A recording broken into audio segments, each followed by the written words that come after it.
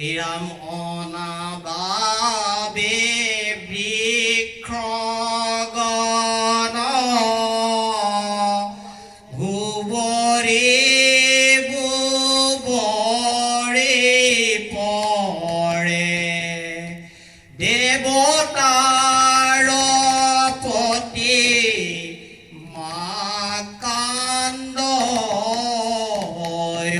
আকাশত গ্ৰহগণ অন্য যুদ্ধ কৰে ভৈল ঘোৰ মহা উদ্ৰহ পাত্ৰ দেখি সবে প্ৰজা গণ অবিমৰী